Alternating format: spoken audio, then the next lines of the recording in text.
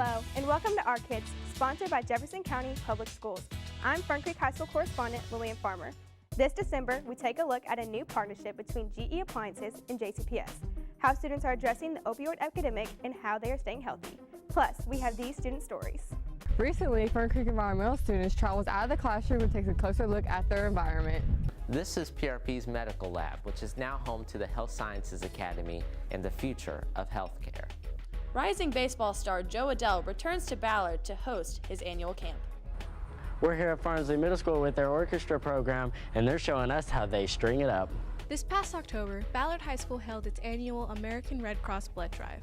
Students came out both ready as donors and volunteers. GE Appliances and Doss High School have teamed up to offer students a chance to earn money while learning valuable skills. One student has already started the program and is preparing for his future. Today we're at General Electric introducing the GEA Today program for one of our Doss High School students who is going to be starting a new work-to-school co-op program with them. We are really excited about the opportunities this creates for JCPS seniors and recent high school graduates. These students or recent graduates can work part-time at GE Appliances, earn spending money, and receive up to $6,000 every year for college tuition. Definitely working with my hands. Working with my hands is the best part about GE, you know. It gets me where I want to be, and at the end of the day, it's what makes me happy that will drive me for the rest of my life.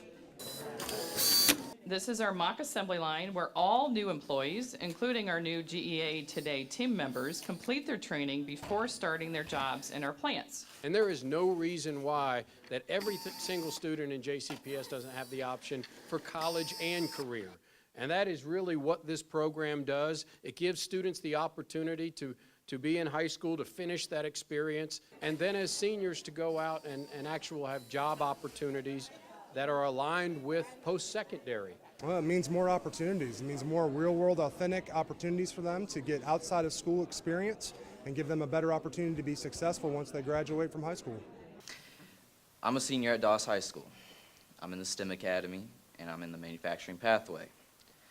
My sophomore year, Dr. Polio started a career at the academies at Doss High School. I selected the manufacturing pathway for my previous hands-on learning with my dad and my father. As he recently passed away, it was very difficult. By working with my hands, I distracted myself from that part of my life. And I'm glad to be here today to do that, for providing for my family like he did. Y'all blessed me with this opportunity, and I'm very grateful, and to pave the way for the rest of the students to come. Thank you.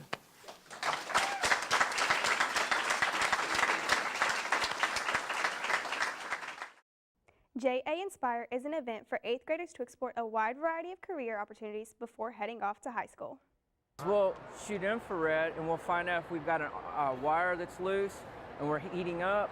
We are at JA Inspire, and it's an event. It's a career expo on steroids where 8th grade students are able to come, talk to exhibitors, and learn more about careers and jobs that they can have right here in our region. There's all different types of careers, something that you're interested in, and you just ask a lot of questions and learn more about the career. When it's try to experience what people do on these type of jobs on a daily basis. There are 400 caring mentors here who not only want to talk to kids about their jobs and the success they've had in them and the opportunities in the region, but they're telling these kids, you can do this. And not all of our kids have someone at home who encourages them like the encouragement they're getting here. I had to put on some big gloves and then screw this into this. And it was pretty hard. If you pull back, that's up. Left is left. Right is right. It's amazing. UPS brought their flight simulator. The exhibitors really have upped their game, and they're bringing things that kids can put their hands on to have a better understanding of what the jobs are really going to be. I think it's really nice because you get a different perspective of like what you're going to be doing when you're older. It's very important because they need to make a choice soon, once they hit 9th grade, on what they're going to do with their high school years. What are they going to learn about? What jobs are they going to think about when they select their coursework? And plus, with the academies of Louisville, they need to choose an academy. I think it's a great opportunity to be able to find out what you're interested in, and maybe something that you were interested in before has changed due to this experience, and maybe help you figure out that what you wanted to do was something maybe that it could change.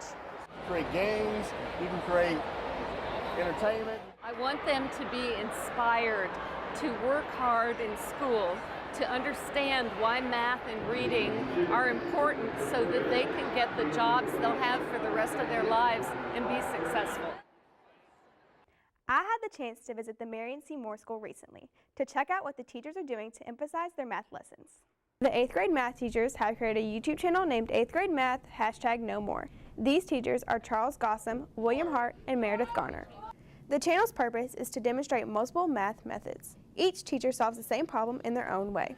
Mr. Gossam explains the start of the YouTube channel and how they make it interesting. I started the YouTube channel because I wanted to give kids the opportunity to go back and have that second, third, fourth opportunity to look at the math that we're doing in the classroom.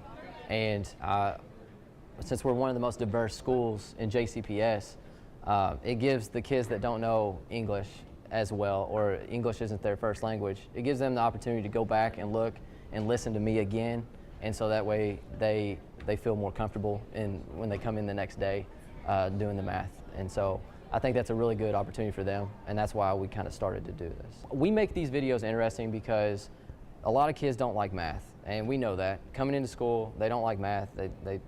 It's one of their least favorite subjects. And so we try to get the intros to the videos very interesting. We get other teachers involved, and it makes it fun because then they know all the other teachers and they get to tie that in, and they watch that over and over, and then that leads into the math, and they're more apt to watch the math videos. Not only does it help students, but it also helps the teachers. Ms. Garner explains how she learns new techniques as well. It's really beneficial to me to do the videos because I get to see how Mr. Hart and Mr. Gossam do the same problems. So we each film the same problems, and I see new language that they use that I can then implement in my own classroom.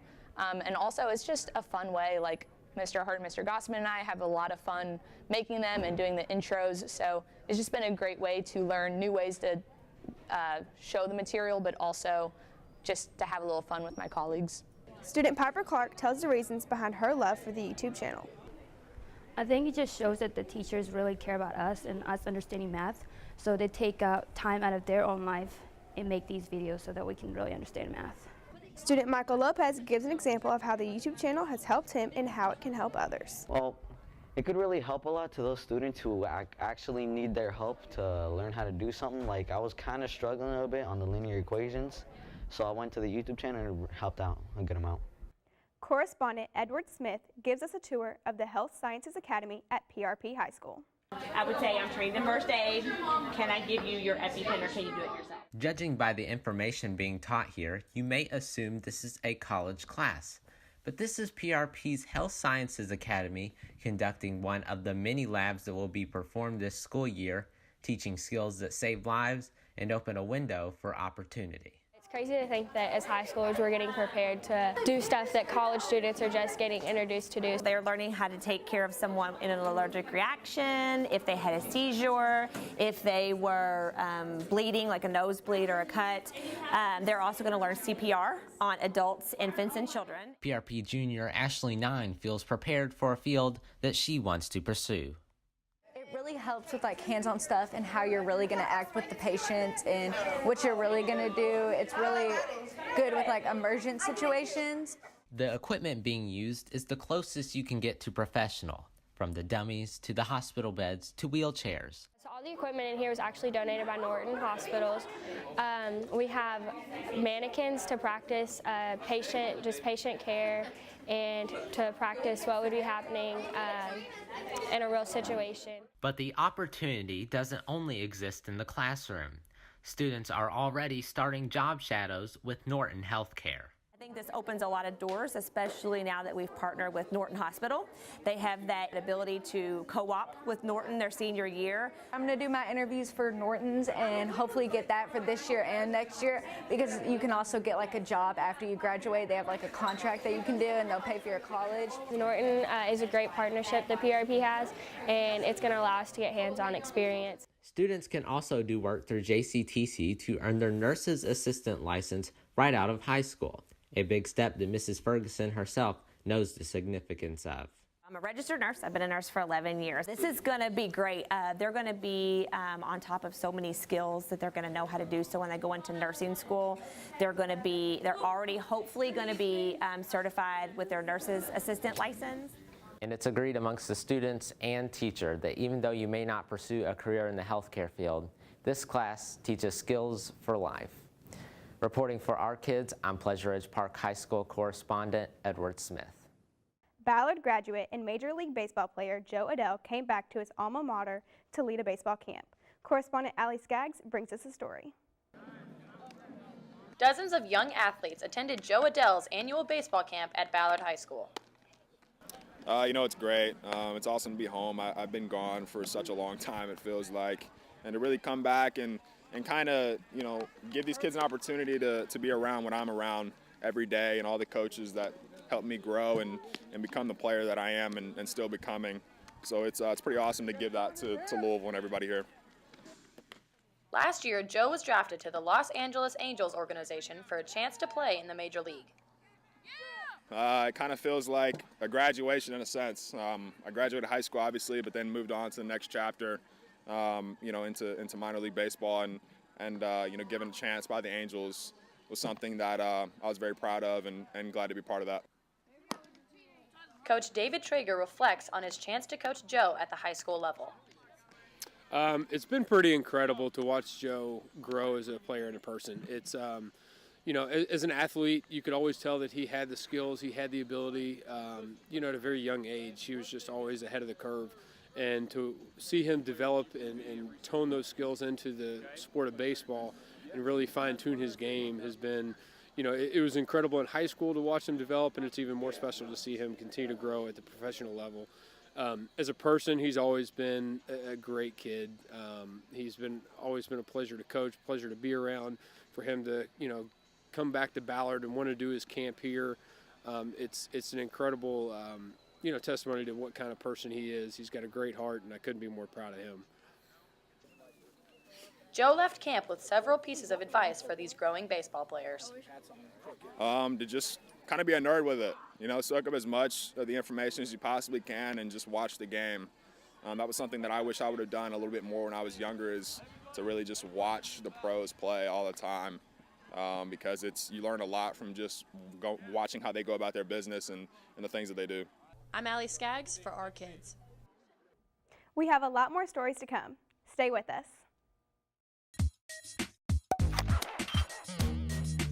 JCPS serves over 100,000 students, and with that, a lot of waste is generated. We need to do our part to recycle because it conserves natural resources, helps the environment, and saves money. When we recycle, we put less coal and gases into the power plant, which reduces the amount of toxins in the atmosphere. We are JCPS and we recycle. Yeah! 1, 2, 3. Welcome to our satellite office. Some of the services that we will provide will be in 5 different departments: diversity, equity, and poverty, exceptional childhood education, student assignment, student relations, and Title I offices.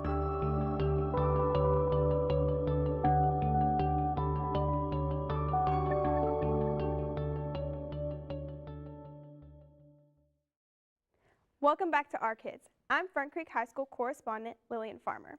More than 5,000 JCPS students attended the Louisville Youth Summit on opioid awareness. It was a chance to make students aware of this national epidemic.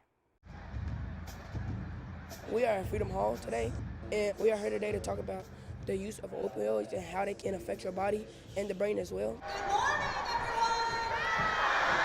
what we're doing is putting on a youth summit for opioid awareness. We're trying to get kids involved in helping us solve the opioid crisis. The opioid epidemic has rocked the nation. We want you to take this information, go back to your school, and become leaders. Kids younger than us, 7 and 6, that they know, even though they wasn't here with us, we basically could tell them, like, don't think about it, don't do it, it's not good. What we learned today and effect on our lives so that we know in the future, if we get questions like these or if like offers from people to do these things, we say no and pass on. They're going to be hearing a lot of messages. You're going to hear from a lot of families who've actually lost family members, ways that they can get involved in their communities and their schools. And they're also going to hear stories of hope and recovery of people who've been through it and come out the other side. People in that video who has passed away or overdosed, we can learn from that mistake and be like, why would we try to do it if it's happened to them? Because 2 wrongs do not make a right. The opioid crisis is the worst drug epidemic in our nation's history. So if we don't do something now, we've already probably lost a generation and we're at risk of losing another. Every successful person that I've ever been around never talked about how they got to that point through the use of drugs. And so I'm asking you in those tough moments, because they will be coming, make the right choice. A teacher's gonna tell us like, don't do it, it's not good. But them actually telling us, like giving us a message and all the things, like we basically learning from other people's mistakes. The choices we make right now is the choices we gonna live with forever in our life. So if they bad choices, that's what we're gonna live with. If they good choices, then our life is gonna be good. Correspondent Karma Craig showed us how Fern Creek High School students explored the parklands and helped tag monarch butterflies. And today we are at Beckley Creek Park with some of my environmental science students, and since we've been working a lot on making the courtyard all beautified and increasing wildlife habitat there, we thought it would be important to see that these plants also grow out in the wild. They were native plants. Hi, I'm Tristan. We're collecting seeds, hopefully being able to tag some monarchs so that whenever they go down to Mexico, they'll put it in their computers and then we'll know that they made their way down there. At Beckley Creek Park, we walked around with a naturalist. My name is Julie Age, and I'm an outdoor education ranger here at the Parklands of Floyd's Fork. Today we had a group of high school students out, and we were mostly collecting native plant specimens, collecting some seeds for your native plant garden. Talked about different plants that live out here and collected some seeds so that we can take them back, grow them in the greenhouse in January, and plant them somewhere else on campus in like April or May. Parklands is to get kids outdoors, to educate them on some environmental issues, also native plant species and wildlife that we have here. Hi, my name is Jeremiah Lloyd. I am a senior this year. We are have so much fun in nature. Today we're looking for some evidence of species. We saw some cool scat. We're lucky enough to have Carolyn from Bellarmine University who has some knowledge in that. So a lot of times we're looking for evidence. Today, like I said, we were mostly looking at plants and those types of species that we have here at the Parklands. We also spent a little bit of time at our wetlands, and we got to see some fish and some aquatic species. The environmental students love getting their hands dirty, and for our kids, I'm Fern Creek correspondent Karma Craig. Fern Creek High School correspondent Justin Dunn introduces us to the Farnsley Middle School Orchestra as they prepare for their winter concerts. These 6th graders are working hard to prepare for their concert in December. They're going to be playing Jazzy Jingle and Jazzy Old St. Nick for their concert. The students are learning techniques like shadow bowing. Their instructor, Ms. Moeller, uses this as a way to get the bow strokes in the right direction first. Ms. Moeller says she wants her students to be able to do it all on their own by the time they leave her class. I had really great orchestra teachers, and they inspired me to teach others and the field that I love. They're coming along really well. I mean, they put in some hours outside of time practicing and inside. In the classroom rehearsal, they're focused and dedicated, and you can tell they really love what they do. They have enough knowledge of their own that I've provided for them that they could continue on with music even if they don't have continued instruction. I play the violin, and why I like orchestra is because my whole family, they never was into music, and I was infatuated with the violin when I was really young. The reason I came in orchestra because my big sister accidentally put music. I love music, and then they put me in orchestra. I play the violin, and I like playing the violin because it's fun and you learn new stuff every day. And I like orchestra because you get to meet new people and you get to learn how to do new things. And I like orchestra because I like being better than my brother. This has been Farnsley Middle School's orchestra program, and for our kids, I'm Fern Creek correspondent Justin Dunn. Stay tuned. We'll be back with more stories about JCPS.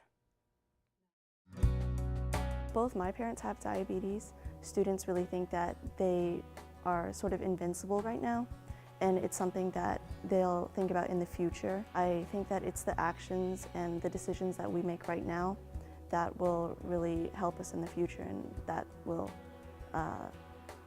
determine whether we get diabetes or not. Hey kids, get out there, live a great life, but at the same time get to know the risk factors for diabetes and live a healthy lifestyle.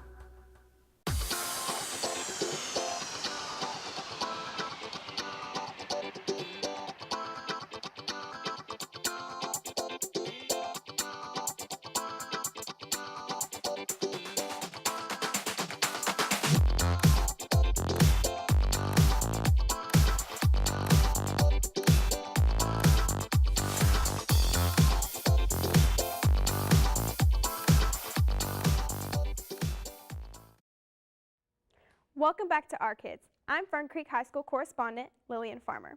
Wheeler Elementary had a fun lesson in hand washing recently. It was a chance to reinforce their skills in this important task. 1, 2, 3, 4, 5, 6, 7, 8, your thumbs, 9, 10. We are at Wheeler Elementary. We are promoting hand washing lessons here today, and we work with Health Promotion Schools of Excellence. Because you won't spread germs on your dog or your friends. So you don't get other people sick and you don't get yourself sick. We're walking through this entire building to work with our kindergarten and first grade students to ensure all students know how to properly wash their hands so they can remain happy and healthy throughout the rest of the school year. We learned about washing hands. 6. We try to teach them 10 easy steps so that they would know how to properly wash their hands and not miss spots, which causes most kids, if they miss washing their hands, they end up getting with shigellosis or other types of bacteria and other issues with their bodies, and they end up being sick throughout the school year. We're going to come to my magic light, and we're going to put our hands in the light and see whose hands are actually clean. So they were really surprised to see that their fingers were glowing in the dark and their nails were glowing because they thought they had covered every spot. She had a special light, and we put our hand under it so she could see the fake germs. Okay, that means you still have some germs on your nails. See, and there's a little bit of white? I saw white stuff around my nails and all on my palms. It's a good demonstration for little kids because some of them are visual learners, and it's easy to show them what they're able to do when you're able to do a demonstration. Because I can tell you all day long how to wash your hands, but when you actually see where you miss spots, then you go home and concentrate on it. I learned how to wash my hands better. It's very important to keep your hands clean. 1, 2, 3, 4, 5, 6, 7, 8, 9, 10. You all are awesome. Give yourselves a hand. Thank you. The W.E.B. Du Bois Academy offers monthly tours of this innovative school. Students take the lead of hosting the guests. We are at W.E.B. Du Bois Academy, and we're just giving a tour to the people who wanted to see what it was like to enroll their students so they can know what the students are going to be doing there. It's different from any other school. We have a great support system here. To come here because it's a really good school, and you like the teachers and the students that come here. Ballard High School's annual blood drive sets an example for the entire community. Correspondent Sophia Gay brings us the story.